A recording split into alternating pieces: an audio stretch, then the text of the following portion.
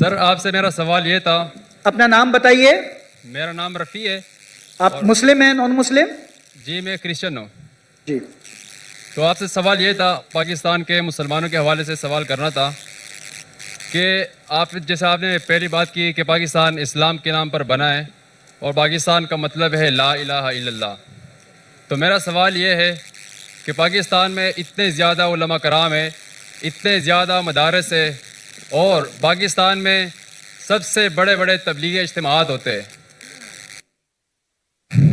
लेकिन अगर दूसरी साइड पर देखा जाए जितने भी बड़े बड़े गुनाह हैं और ऐसे ऐसे बातें जिसको अल्लाह ताला ने सबसे ज़्यादा मतलब मना किया हुआ है, तो उन मामलात में पाकिस्तान बाकी ममालिक से पहले नंबर पर है।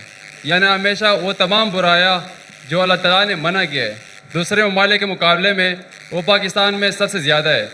तो अगर कोई तबलीगी हमारे पास आता है, यानी किसी दूसरे मुल्क में आता है, गैर मुस्लिम को इस्लाम की दावत देता है कि आप इस्लाम में आ जाओ और अच्छाई की बातें करता है, तो मैं इनसे वो सवाल कर सकता हूँ कि वो तमाम बातें जो हम में है वो तुम में नहीं है।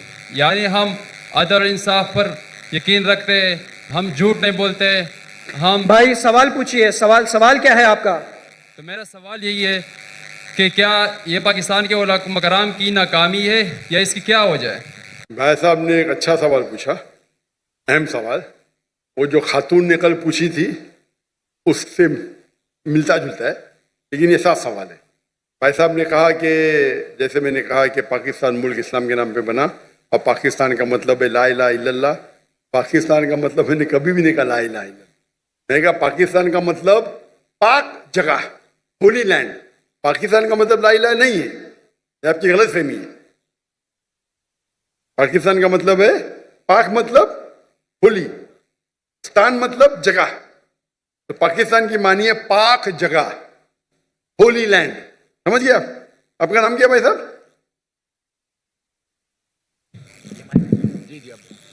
मेरा नाम रफ़ी है। रफ़ी भाई ईसाई आपने कहा, क्रिश्चियन है? जी हाँ। तो रफ़ी भाई ने सवाल किया था कि पाकिस्तान में कई बड़े उलमा हैं, कई हिस्से में होते, उसके बावजूद यहाँ हम देखते हैं कि बड़े बड़े गुनाह होते जो बाकी मुल्क में नहीं होते। तो इसे क्या समझे हम? सवाल क्या है? तो उन्होंने बोला सवाल है कि हम कहेंगे कि यह उलमा की नाकामयाबी है। क्या है इसका जवाब? है कि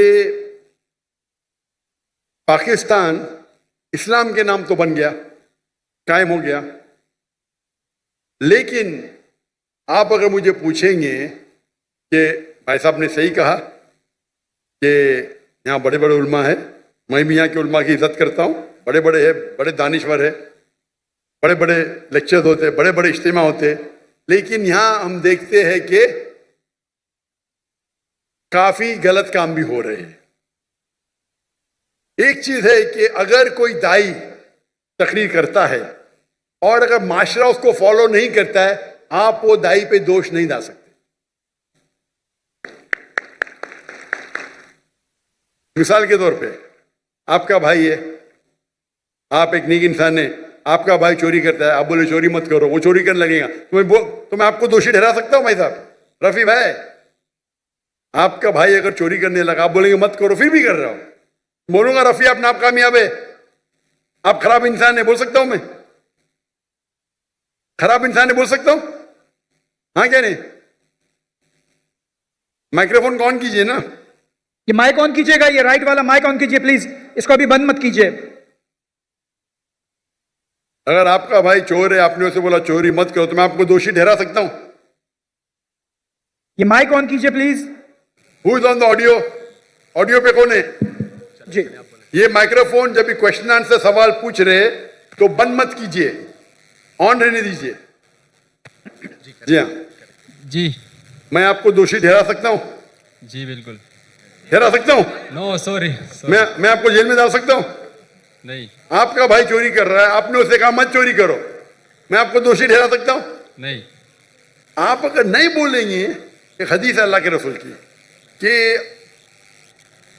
एक फरिश्ता थे, अल्लाह ताला से फरमाते ये गांव में सब लोग गलत काम कर रहे हैं, काफी लोग, मैं उनको सबको उनके घर को तबाह करूंगा, लेकिन 2 ऐसे घर है जो गलत नहीं करते।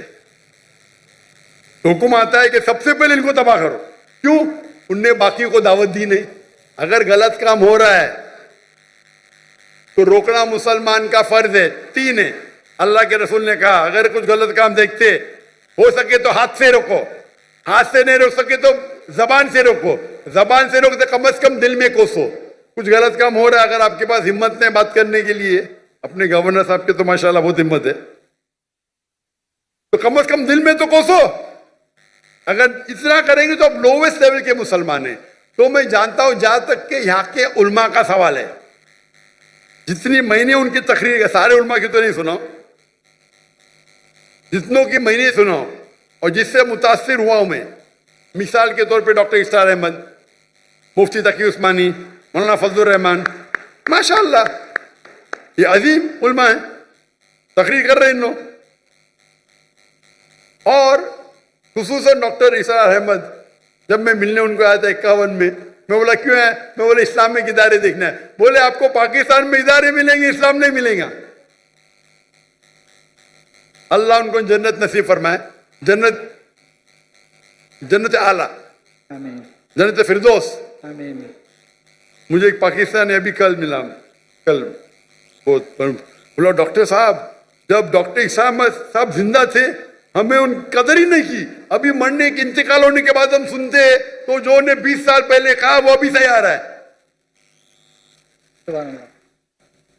पाकिस्तान के बारे में तो छोड़ो, हिंदुस्तान के बारे में डॉक्टर इसाम अहमद कहते थे बीजेपी 2 सीट है वो हिंदुस्तान को रूल करेंगे। क्या कौन सोच भी नहीं सकता था ख्वाब में। ये डॉक्टर इसाम अहमद साहब की दूर अंदेशी है, फॉर साइटेडनेस। जब बीजेपी की 2 सीट थे उस टाइम कहा कि बीजेपी हिंदुस्तान को रूल करेंगी। उनको हिस्ट्री के ऊपर महारत थी। तो ये कहना कि क्या उलमा नाकामयाब थे, मैं ये कहूंगा कि अफसोस की बात है उनको सुनने वाले ने उनकी इज्जत नहीं की। उस वक्त मैं हिंदुस्तान से मिलने आया डॉक्टर इस्लाम अहमद साहब को और उनकी सारी कसरें ली, और उस वक्त भी मुझे 3 चीज करते डॉक्टर इस्लाम अहमद साहब। एक होता है कि तफसीर कुरान, तर्जुमा कुरान पढ़ते थे, कुरान को दावत को फैलाते थे। दूसरा इस्लाह करते थे, शिर्क अक़साम शिर्क, राह निजात, कई तकरीर। और तीसरा उनका था पॉलिटिक्स, और मुझे पॉलिटिक्स से ज्यादा शौक नहीं है। अभी हिजरत करने के बाद शौक हो गया क्या मैं कोशिश कर रहा हूं मैं दावती काम करूं पॉलिटिशियन के साथ, अल्लाह ने मौका दिया। अभी जब मैं सुनता हूं डॉक्टर इस्लाम अहमद साहब क्या कहते हैं, उस टाइम में उनके कैसेट कुरान के ऊपर थे, फौरन सुन लेता था। अगर इस्लाह के ऊपर सुन लेता था, पॉलिटिक्स मैं तो पॉलिटिशियन नहीं हूं, थोड़ा सुन लेता था, बंद करता था। अभी मैं सुनता हूं तो उनकी दूरअंदेशी, फॉर साइटेडनेस इतना है कि 95 में कहा जो हिंदुस्तान में 20 साल बाद होगा।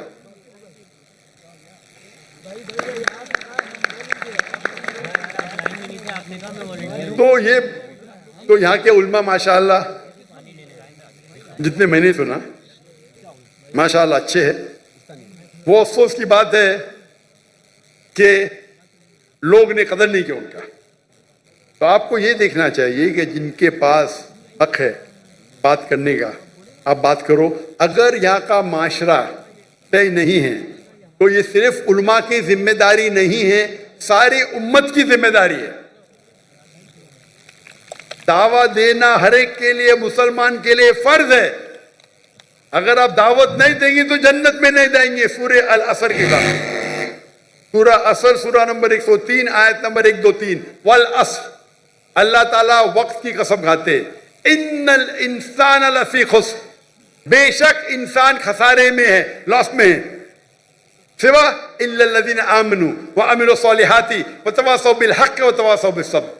सिर्फ वो लोग खसारे में नहीं है जो लोग के पास ईमान है, अमल सॉलिहात है, व तवासौ बिल हक़, लोगों को दावत देते हैं, व तवासौ बिस सब्र। तो दावत देना हर एक का फर्ज है। तो मेरी ये इल्तिजा है मेरे पाकिस्तानी भाइयों और बहनों से, नंबर 1, क्योंकि मैं पाकिस्तानियों से बाहर ज्यादा मिलता हूँ, यहाँ भी मिल रहा हूँ माशाअल्लाह, पाकिस्तानी लोग ज्यादा मुतासिर है अमेरिका के साथ। उनकी हयात मकसद, मैं कल तकरीर किया था, हमारी जिंदगी का मकसद क्या है? अमेरिका जाना, यूके जाना, वेस्टर्न। और मुझे क्या बोलते, अरे हालात पाकिस्तान के बहुत बुरे इसलिए मैं जा रहा हूँ। अरे बुरे किया किसने हालात को? आपने, उन्होंने। उसके बावजूद पाकिस्तान अमेरिका से 100 दर्जा बेहतर है आखिरत के लिए, 1000 दर्जा, माफी चाहता हूं। आप पाकिस्तान में रहेंगे, जन्नत के जाने के इम्कान 1000 गुना ज्यादा है बनिस्बत अमेरिका में। और ये डंकी की चोट पे कहता हूं। और मेरे तकरीर की वजह से माशाअल्लाह गिनती तो ने हजारों, टेंस ऑफ थाउजेंड पाकिस्तानी जो माइग्रेट करने वाले थे यूरोप में, अमेरिका में, माशाअल्लाह उन्होंने अपना इरादा बदल दिया। जहां तक कि यहाँ के माशरे की सवाल, जैसा मैंने कहा, गवर्नर साहब आपके साथ है, आप भी साथ दीजिए। और हमेशा अल्लाह और अल्लाह के रसूल के बात पे जुड़ जाइए। अल्लाह ताला फरमाते सूरह इमरान में, सूरह नंबर 3 आयत नंबर 103 में, वातसिमू बिहब्लिल्लाहि जमीअन वला तफरकू, वातसिमू बिहब्लिल्लाहि जमीअन वला तफरकू। अल्लाह की रस्सी को मजबूती से पकड़े और आपस में मत बंटो। ये कहने के लिए मेरे को गौर से सुनो पाकिस्तानी भाइयों और बहनों, उसका मतलब नहीं कि आप कुरान और अल्लाह के रसूल के साथ जुड़ो, कोई पार्टी के साथ मत जुड़ो। अगर दुनियावी पार्टी के साथ जुड़ेंगे तो कुर्सी के चक्कर में अल्लाह और अल्लाह के रसूल को पीछे छोड़ देंगे। तो पार्टी करेंगे तो नफरत पैदा होगी, गवर्नमेंट में तनाव रहेगा। आप एक मुसलमान उम्मा जैसे जाओ, एक अपने दूसरे उम्मती भाई के पास। ये पार्टी छोड़ो, जो भी पार्टी इधर है, ये पार्टी को बाजू रखो। कोई कुरान हदीस में पार्टी का जिक्र नहीं है। आप एक मुस्लिम जैसा जाओ, दूसरे मुस्लिम से मिलो। ये पार्टी के चक्कर में, कुर्सी के चक्कर में आखिरत चली जाती है। तो इसीलिए आप सब लोग साथ में हो, मोहब्बत से बात करो। और ये बात करना चाहिए कि इसके वजह से आपकी भी आखिरत बनेगी, हमारी भी बनेगी। हम क्या करते हैं कि इस्लाम के नाम पे गलत फहमियां फैलाते हैं, इस्लाम के नाम पे गलत काम करते हैं और फिर इस्लाम बदनाम हो जाता है। इसीलिए मैं कहता हूं, इस्लाम जानने के लिए मुस्लिम को मत देखो, डॉक्टर जाकिर नायक को मत देखो, कुरान और हदीस पढ़ो। अगर कोई इंसान को देखने का है, बेस्ट एग्जाम्पल मोहम्मद सल्लल्लाहु अलैहि वसल्लम, उससे बेहतरीन आपको मिसाल मिलेंगे ही नहीं। उसके बाद हमारे खुलफा राशिदीन है, उनकी जिंदगी देखो। 40,000 से फिलिस्तीन भाई हमारे मर गए, हम मुंह भी नहीं खोल सकते। अल्लाह ने आपको ताकत दी है, हथियार दिए, काई के लिए? काई के लिए? हमारे मुसलमान भाई का कत्ल हो रहा है, जेनोसाइड खुल्लम खुल्ला लाइव टेलीकास्ट हो रहा है। क्या कर रहे हो हम? अब 1 साल पूरे हो जाएंगे कल, सोलर कैलेंडर के हिसाब से 1 साल पूरे होंगे। 11 दिन पहले लूनर कैलेंडर के हिसाब से 1 साल पूरे हुए। और एक बड़ा मजमा था टर्की में, मैंने ऑनलाइन किताब की थी उसके ऊपर, और बड़े बड़े उलमा थे उस तकरीर में, तो मैंने भी किताब की उधर 10 मिनट की। मैं पाकिस्तान के आने के पहले वो किताब की मलेशिया से।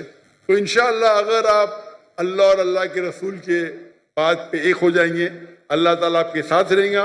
और इंशाअल्लाह उम्मीद करता हूं कि इंशाअल्लाह पाकिस्तान मानी की तौर पे पाक हो, इंशाअल्लाह पाक हो, ताकि इस सरजमीन पे कोई गुनाह ना हो। इंशाअल्लाह दुआ करते।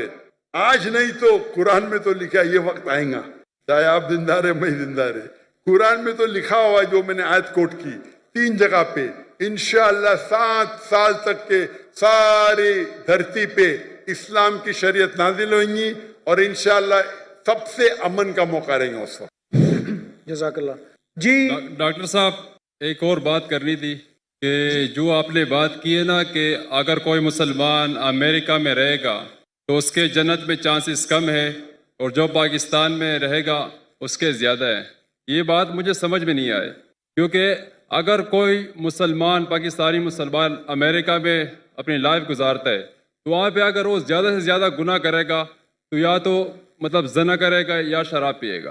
बाकी ना वो किसी को धोखा दे सकता है, ना किसी का मर्डर कर सकता है, और ना ही जो है ना रिश्वत, हसद वगैरह, मतलब कुछ भी नहीं कर सकता। लेकिन अगर आप पाकिस्तानी मुसलमानों को देखोगे। साहब, आप अमेरिका गए? नहीं, मैं गया हूँ। इतने बार गया कि मुझे कैंसिल कर दिया मेरा वीजा। जब मैं पहले जाता था 2000-3000 आते थे। जब बड़ी पब्लिक आने लगी वीजा ही कैंसिल किया। 10 साल का वीजा था, 2010 में कैंसिल कर दिया। क्या मैं जाके दहशतगर्दी फैलाऊंगा? क्यों कैंसिल किया मेरा वीजा? आप बोलो मुझे। रफी भाई, जी जी सुन रहा हूँ। क्या मैं आतंकवादी हूँ? नहीं बिल्कुल वो नहीं चाहते कि अमन फैले, वो नहीं चाहते कि अमन। अगर पाकिस्तान गवर्नमेंट ने मुझे बुलाया है तो कम से कम अमन तो चाहती है। अमल कम होगा लेकिन बुलाई तो सही। वो मेरे मेजबान है, वो मेरे मेजबान है। मुझे हक है कि मैं भी उन्हें दावत दूं। मैं मिल चुका हूं अल्हम्दुलिल्लाह। उन्हें बुलाया तो सही। आपके अमेरिका तो डरती है मुझसे। क्यों? आपके सवाल का भी जवाब दूंगा मैं। वहां आप देखेंगे अमेरिका में हमारे कुरान की जो आयत है, कभी आप कुछ भी गलत देखेंगे तो गुस्से बसर करो। सूरह नूर सूरा नंबर 24 आयत नंबर 30 और 31। कुछ भी गलत गुस्से बसर करो। वहां आप गाड़ी कितना चलाएंगे? नंगी नंगी औरतों की तस्वीर है। गुस्से बसर करेंगे एक्सीडेंट हो जाएगा भाई, कत्ल हो जाएगा। आप घर के बाहर निकलो, most of the western country में वो मोटरसाइकिल बेचने के लिए नंगी लड़की बैठी है। गाड़ी बेचने के लिए BMW का नाम सुना है? BMW? जी जी सुना है। हाँ, BMW के आगे मैंने देखा ना ऐड, मुझे किसी ने कहा एक लड़की बिकिनी में और उसमें लिखा है test drive her now, test drive her now, who the girl of the car. अपने भाई बहन को बेच रहे, माँ को बेच रहे, फिर भी पाकिस्तानी जाते उधर। तो इस्लाम को फॉलो करना, यहाँ मैं नहीं कहता हूं कि पाकिस्तान में गुनाह नहीं होता है, बट परसेंटेज देखेंगे यहाँ फिर भी कम है। पाकिस्तान में अमेरिका से कम है। और जो अमेरिका में जो फैयाश है वो आपके घर में घुसता है। आप समझ रहे? यहाँ जो है आप अगर रहना चाहते रह सकते। आप बोलते हैं अमेरिका में रिश्वत नहीं। कौन बोला अमेरिका में रिश्वत नहीं? लेकिन ज्यादा नहीं होता ना जितना पाकिस्तान में होता है। अरे वहां तो बिलियंस ऑफ डॉलर्स में होता है, यहाँ रुपए में होता है। आपको तादाद ज्यादा रखती है। 1 बिलियन रुपया, 1 बिलियन, वहां 1 बिलियन डॉलर है 300 गुना। आप समझ रहे? आपको शायद गिनती देख रहे। 1 बिलियन, 1 करोड़ रुपया, वहां तो क्या मिलियन डॉलर। अरे बट मिलियन डॉलर 1 करोड़ से ज्यादा है। आपको शायद पता नहीं होगा 1 मिलियन डॉलर कितना है? 10 लाख। 10 लाख रुपया, 10 lakh dollar. 10 lakh dollar. Million dollar कितना है? तो 10 लाख डॉलर। मिलियन डॉलर कितना है? 10 करोड़ होंगे मतलब। पता ही नहीं, गिनती मुश्किल है। वही तो बोलता हूं मैं आपको। 10 मिलियन डॉलर साल पता नहीं पाकिस्तानी कितने बनते होंगे। 10 बिलियन, 10 मिलियन डॉलर पाकिस्तानी कितने रुपये हुए? कैलकुलेटर अभी मेरे साथ नहीं है ना। हाँ वही तो है ना, तकरीबन 30 करोड़ होते। 30 करोड़, 3 बिलियन। समझ रहे आप? तो वो आपको नंबर ज्यादा लगता है, वहां डॉलर में होता है, यहाँ आप मुझे बोलो। लेकिन सर वहां पे सुनिए मेरी बात। ये जो फलस्तीन में इजराइल को इतना पैसा दिया जाता है, बिलियन डॉलर, 7 बिलियन डॉलर मुसलमान का कत्ल करने के लिए, अंडर द टेबल होगा क्या नहीं? उसके अंदर होगा क्या नहीं? होगा। पूरे लोग का पैसा अगर वो 6 बिलियन डॉलर डालते, खुद तो अपने इसमें कुछ डालते होंगे ना। बड़ा करप्शन, छोटा करप्शन नहीं। आप समझ रहे? जी जी। आप मुझे बोलो, आप वहां रहते, आप कमाते, आपके पैसे से बेगुनाह लोग का कत्ल हो रहा है, आप जिम्मेदार है क्या नहीं? है क्या नहीं? जी बिल्कुल मैं हूँ। जितने पाकिस्तानी वहां रह रहे अमेरिका में, उनके हाथ में हमारे गाजा के मुसलमान का खून है। ठीक है, इल्तिजा करते होंगे, लेकिन ये तो सालों से होते जा रहा है। कौन रहने के लिए? अल्लाह फरमाते कुरान मजीद में हिजरत करो। तो इसीलिए मैं कहता हूँ क्या यहाँ रहेंगे तो यहाँ भी बुराई है, दुनिया में हर कोने में बुराई है, लेकिन बुराई के लेवल होते हैं। तो इसीलिए मैं कहता हूँ यहाँ 1000 गुना बेहतर है। वहां जन्नत के चांसेस है बहुत कम है, यहाँ ज्यादा है। आप समझ रहे? तो इसीलिए आपकी भी ख्वाहिश है अमेरिका जाने की ना। अब तो पाकिस्तानी, बड़े क्रिश्चियन पाकिस्तानी है ना, टिकट मिलेंगी तो जाएंगे क्या नहीं? जरूर जाऊंगा। यही तो प्रॉब्लम है। अगर मैं जहन्नम की टिकट दूंगा जाएंगे आप? बिल्कुल भी नहीं। तो अमेरिका जहन्नम की टिकट है, लेकिन पाकिस्तानी उसको जन्नत समझते हैं। हाँ वो गलत पाकिस्तानी है। आप भी पाकिस्तानी है ना? जी मैं पाकिस्तानी हूँ। हाँ तो आप वही गलत पाकिस्तानियों में से है। आप तो सुधर जाओ मेरे भाई रफी, आप तो सुधर जाओ। जैसा मैंने कहा, हजारों की तादाद में, 10s of thousands, हो सकता है लाख, वो पाकिस्तानी जो हिजरत करने वाले थे टू द वेस्टर्न कंट्री, मेरे तकरीर सुनने के बाद, मेरे गुफ्तगू सुनने के बाद, उनने अपनी अपना इरादा बदल दिया, आप भी बदल दीजिए। इंशाल्लाह। टिकट मिली फिर भी मत जाना, शायद आपको फायदा होगा। भाई रफी, आप मानते कि खुदा एक है? जी मानता हूँ। आप मानते कि ईसा अलैहिस्सलाम खुदा है? डॉक्टर साहब मैं मुसलमान हूँ। आप मुसलमान हैं? माजर करता हूँ आपसे, मैंने झूठ बोला क्योंकि मुझे अभी जल्दी घर जाना था, तो सच से पीछे लाइन में खड़ा था। मैंने बोला कि यार मुझे मौका ही नहीं मिलेगा, तब सवाल हो गया। तो अगर आप मुसलमान हैं तो आपने बहुत बड़ा गुनाह किया। अगर Sorry, सवाल अस्तगफिरुल्लाह। पूछने के लिए आपने कहा कि मैं ईसाई हूँ, ये बहुत बड़ा गुनाह है। मैं तौबा करता हूँ अल्लाह से। अल्लाह मुझे कलमा माफ करे। पढ़ेंगे? जी ला कलमा इलाहा- पढ़ो आप इसे, ला इलाहा इल्लल्लाहु मुहम्मदुर रसूलुल्लाह। क्योंकि सवाल पूछना फर्ज नहीं है। आप लाइन तोड़ने के लिए झूठ बोले लेकिन ख्वाहिश थी आपसे सवाल तो ये करना। भी हो सकता है ना, क्या जन्नत में जाने के लिए भी आप झूठ बोल के जन्नत में पहला जाएंगे? बराबर कि नहीं? नहीं मैं पीछे जन्नत में भी लाइन बड़ी रहेंगी, बहुत लंबी रहेंगी। आप बोले मुझे पहले जाने का तो आगे कर देंगे आपको। मैं कराची यूनिवर्सिटी में पढ़ता हूँ ना, वो गेट बंद हो जाता है 1 बजे के बाद, तो इसलिए। अरे गेट बंद होगा तो सुबह में जाना, क्या प्रॉब्लम है? यहाँ तकरीर चलते रहेंगी माशाल्लाह, आपको फायदा होगा ना। हाँ कि नहीं? तो गेट बंद होने की वजह से आप ये कह रहे कि मैं मुसलमान नहीं हूँ, ये तो बहुत बड़ा गुनाह है। इंशाअल्लाह ताला आपको माफ करे और उम्मीद है कि अल्लाह ताला आपको हिदायत दे। आमीन।